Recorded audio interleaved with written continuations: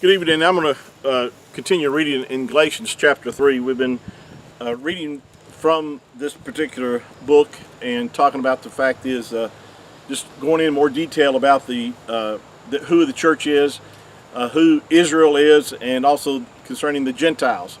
There's three groups of people that are on the earth today, and you fall in one of those categories. Either you're part of the church, that you've been born again, you have the Spirit, or you are a Gentile, an unbeliever, and you're not born again.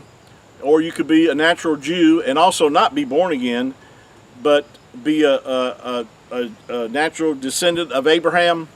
And so our Creator, as I mentioned in our previous sessions, that when He sees mankind on the earth today, you fall in one of those three categories.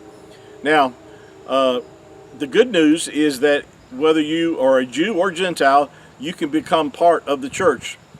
Now, the church age it started on the day of Shavuot or Pentecost, and the Spirit was given and poured out at that time. That's when the church began. Again, when I use the word church, I'm not talking about a church building. I'm not talking about Christianity per se or anything of this nature. I'm talking about an assembly or a group of people that the Messiah declared would be the set-apart ones that would recognize who He was and put their faith and trust in Him. He talked about this in Matthew chapter 16.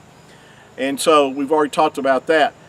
So, and as I pointed out, once a Gentile puts his faith in the Messiah, he becomes part of the church.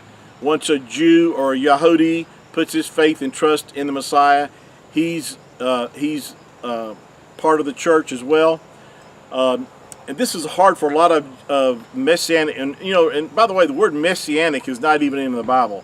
It's just a term that we've come up with for Jewish people who have put their faith and trust in the Messiah, and we've coined this phrase as being these people are messianic believers. Now, I don't say there's anything wrong with that, but I'm just saying that's not what the Scripture has to say, anything in regard to that. It just says that we're no longer Jew or Gentile. Once we put our faith and trust in the Messiah, we become one in Him. In fact, in Galatians chapter 3, this is stated in verse 28 of Galatians 3. Paul says, "There is neither Jew nor Greek or Gentile." That's really the better way of saying that. There's neither Jew nor Gentile. There's neither bond nor free. Neither is there male nor female. See, it doesn't matter if you're male or female, Jew or Gentile. You are all one in Yahushua HaMashiach. That's because the oneness that he's talking about here is the oneness of the Spirit and the oneness of the Ruach. We Jew and Gentile have been made to drink into one Spirit or one Ruach, and that's what puts us into the family of our Creator. That's why we're all joined together.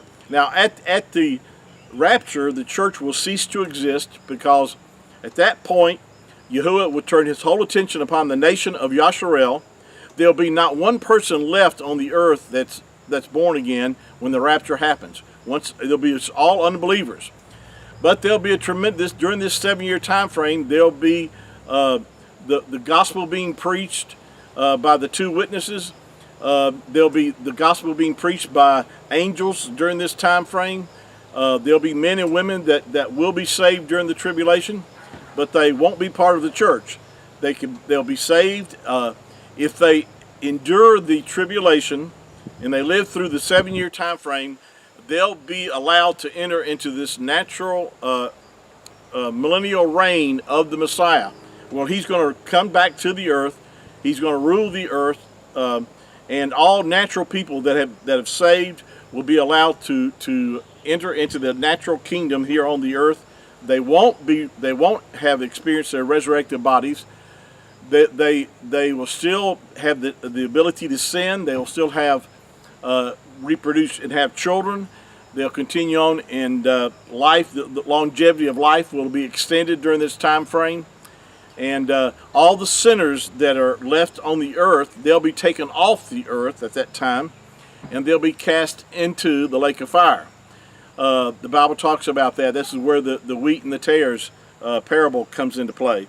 Also with the parable about the goat and the sheep. The sheep and the goats will be separated.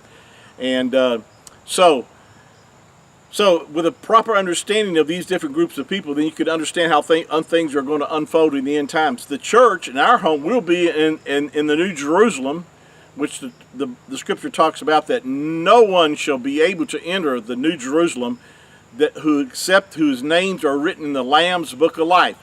And that's talking about the church, because at that point we will already be resurrected. We will have resurrected bodies, will be incapable of sin.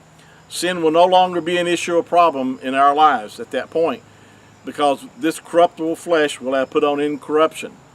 So no natural people will be able to enter the New Jerusalem.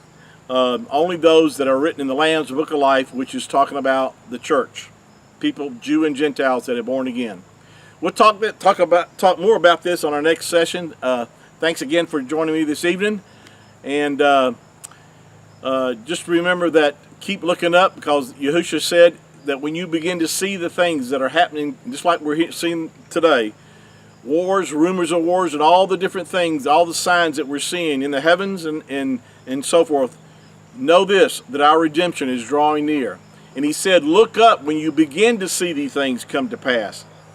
He didn't say after these things come to pass. He said when you begin to see these things come to pass, look up, your redemption is drawing near. And that's what the rapture is all about. It's about our redemption. Shalom.